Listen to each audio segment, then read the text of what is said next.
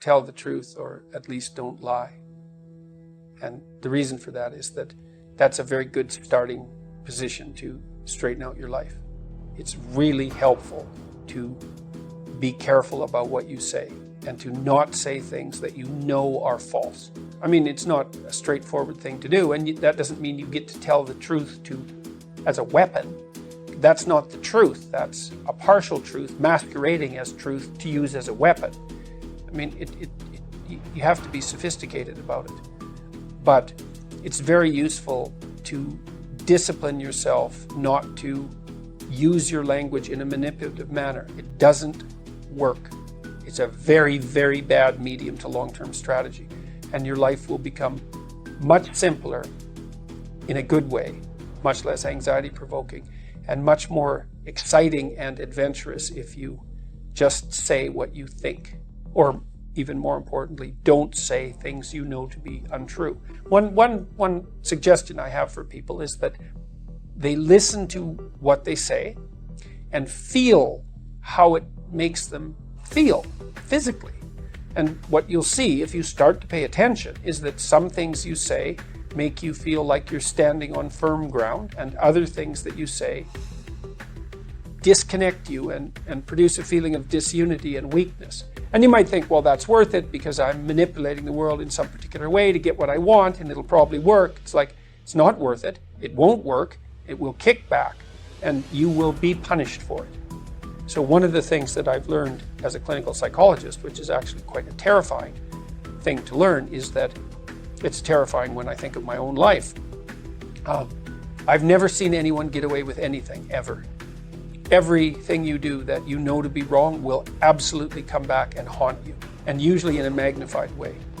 And so it's very useful to know that and to be terrified enough of that so that you become careful with what you say.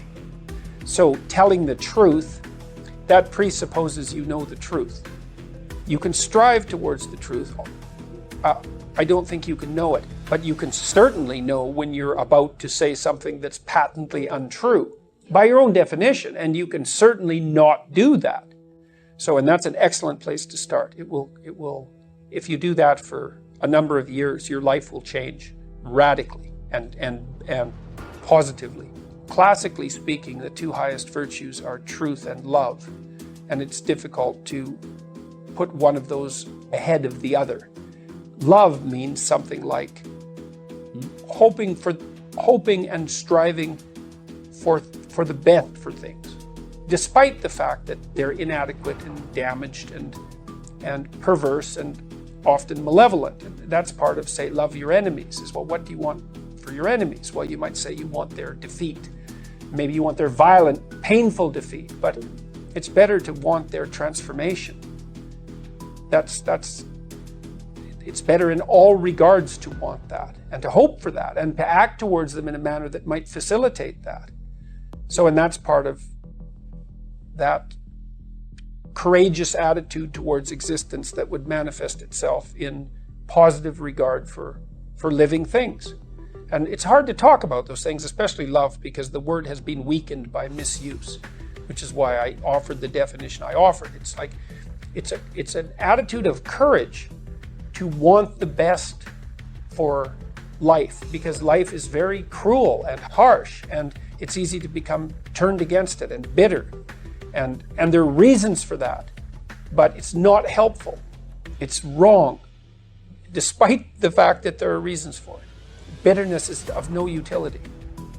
So even though, I've met many people who've had very, very hard lives, and to see them become bitter is not a surprise. But there's no utility whatsoever in it. All it does is make it worse. So grin and bear it, so to speak. And that's part of aiming upward. And it is an attitude of courage, a voluntary attitude of courage. And truth serves that goal best. So how could it be otherwise? You can think about, you have an option. You can either have reality on your side or against you. If you abide by the truth, then you have reality on your side. You have reality against you. It's like, you think you're going to come out ahead in that dispute? well, you only think that if you've developed a certain amount of arrogance, which is also another very dangerous thing. I can get away with it. It's like, no, you can't. You are so outmatched by reality that there's no contest. I think the only real natural resource, apart from air, is honesty. It's the basis for wealth. Because if two people treat each other honestly, they can take each other at their word and then they can cooperate. Otherwise, like if I can't trust you, God only knows what you're up to. You're so complicated that we can't do something simple and straightforward and directed together, because we're going to spend all of our time trying to figure out what in the world is going on.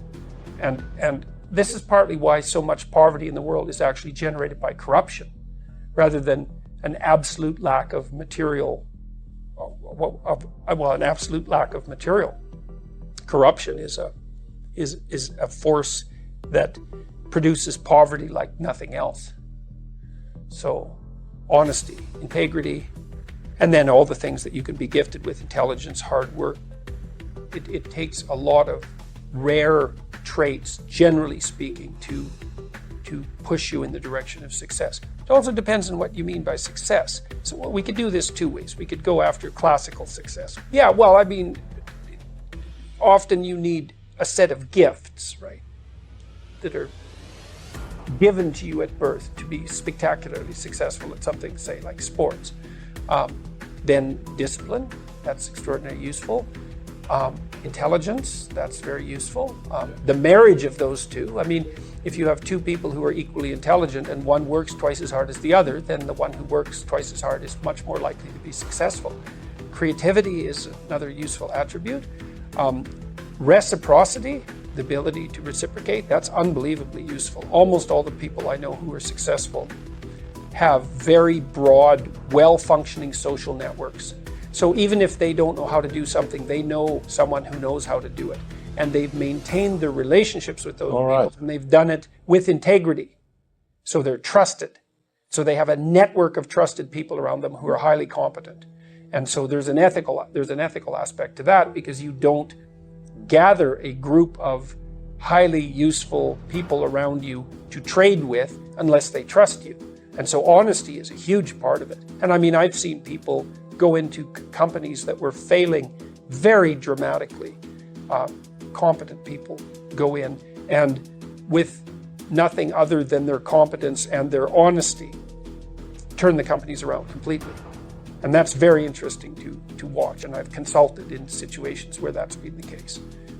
Decide what better means for you. So you have to have a discussion with yourself as if you were someone you cared about. So now we decide you're taking care of yourself. 3 years down the road, you get to have what you want. But you have to figure out what it is. Okay, so do you want an intimate relationship? And if so, what kind of relationship? How are you going to structure it? What about your family? How are you going to get along with your siblings and your parents? Are you going to have kids? Is that going to be part of your life? What are you going to do for your career or your job? How are you going to educate yourself and keep your education updated? How are you going to resist the sort of temptations that take people down? How are you going to take care of yourself mentally and physically? What are you going to do with your time outside of work that's productive and engaging? Imagine you could optimize all that. Okay, so then you need a vision. Okay, what would my life be like if I had that? And what would it look like? Well, then you have to make the right sacrifices to get there. You need to make a strategy. And so you lay out that strategy and then start to pursue it and progress incrementally, right? Little better tomorrow than you were yesterday. And compare yourself to yourself, which is rule 4 in my book. That'll work. You'll be in way better shape very, very rapidly. So, but you can't just wait around for happiness to appear. I mean, unless you define it and pursue it. I mean, things don't happen. Good things tend not to happen randomly, right? Things fall apart randomly. So you need a vision. You need a plan for the future. And you don't want to make it rigid and tyrannical, and you have to do it in negotiation with yourself. But it's unbelievably effective. There have been good personality studies done for, I would say, about 30 years.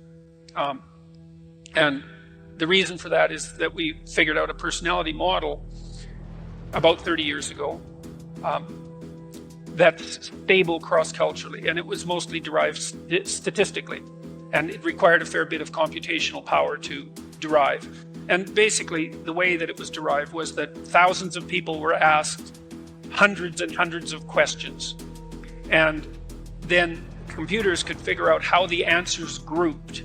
So if you were likely to say yes to question A and also to question J, maybe that was a tendency across a large group of people, and so you could assume that there was something similar about question A and J, and you could sort the questions into groups.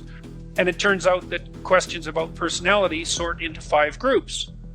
And there's some argument about exactly the right number, but it doesn't matter. It's somewhere between 5 and 7, and you can break the 5 down into 10, but whatever. We've got a pretty good overall descriptive structure, like the periodic table of the elements for personality.